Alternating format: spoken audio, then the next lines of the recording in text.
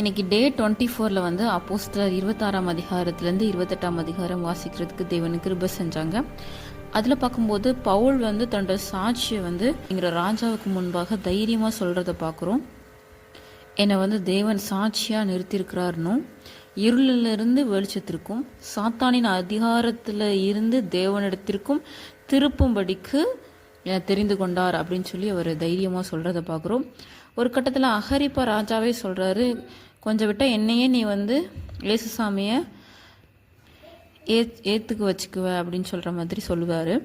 அதுக்கு பவுல் சொல்வார், நீ மாத்திரம் இல்லை, இன்னும் என் வசனத்தை கேட்கிற யாவரும் கொஞ்சம் குறைய மாத்திரமல்ல முழுவதும் என்னை போலாகும்படி தேவனை வேண்டிக் கொள்கிறேன்னு சொல்லி சொல்லுவார். இதில் பார்த்தீங்க அப்படின்னா எண்ணெய் போலாகும்படி ஏசுசாமிக்கு அடுத்ததான் பவுல் வந்து இந்த வார்த்தையை சொல்கிற பார்க்குறோம். ஏசுசாமி தான் என்னை பின்பற்றுங்கன்னு சொல்லுவாங்க.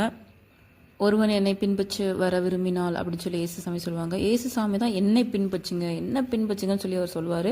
அதுக்கு அடுத்தபடியாக பவுல் தைரியமாக சொல்கிறத பார்க்குறோம். அந்த அளவுக்கு அவர் சாட்சியுள்ள வாழ்க்கையை வாழ்ந்திருக்கிறாருன்னு சொல்லி நம்ம இதிலேருந்து தெரியுது.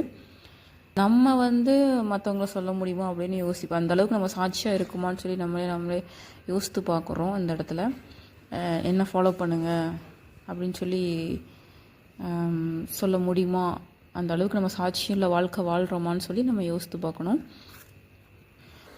தேவன் வந்து பவுலுக்கு ஒரு வாக்குத்தத்தம் கொடுப்பாரு, என்னன்னா பயப்படாதே, நீ ராயனுக்கு முன்னால் நீ நிற்கணும், உன் கூட யாத்திரை பண்ணுற எல்லாரையும் நான் வந்து பாதுகாப்பேன், அவங்களுக்கு நான் தயவு பண்ணுவேன்னு சொல்லி அவன் வாக்கு கொடுத்துருக்காரு. அந்த வாக்கு தத்துவத்தை வந்து அவன் எல்லாத்துக்கிட்டையுமே சொல்லுவான்.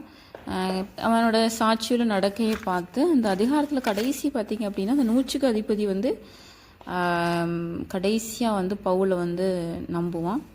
அதில் பார்த்திங்கன்னா பவுலை காப்பாற்றணும்னு சொல்லி அவன் முடிவெடுக்கிறத பார்க்குறோம். இந்த 27ஆம் அதிகாரத்தில் 3 காரியங்கள் நம்ம ஆராய்ந்து கொள்ள முடியுது. என்னென்னா, பவுல் வந்து கர்த்தர் மேல் ஒரு தீராத விசுவாசம், அசைக்க முடியாத விசுவாசம் வைத்திருக்கிறத பார்க்குறோம். சோதனை, எவ்வளோ பெரிய சோதனை வந்தாலும் தைரியமாக இருக்கிறத பார்க்குறோம். 28ஆம் அதிகாரத்தில் வாசிக்கும்போது பவுல் வந்து மால்தா தீவுக்கு போவார். அங்கே வந்து ஒரு பாம்பு வந்து அவனை கடிக்கும். ஆனால் வந்து அந்த பாம்பு வந்து அவனை எதுவுமே சேதப்படுத்தாது. அந்த பாம்பு கடிச்சக்கப்புறம் தான் ரோமில் வந்து சுதந்திரமாக சுவிசேஷம் சொல்கிறதுக்கு அது ஏதுவாக இருந்துச்சு.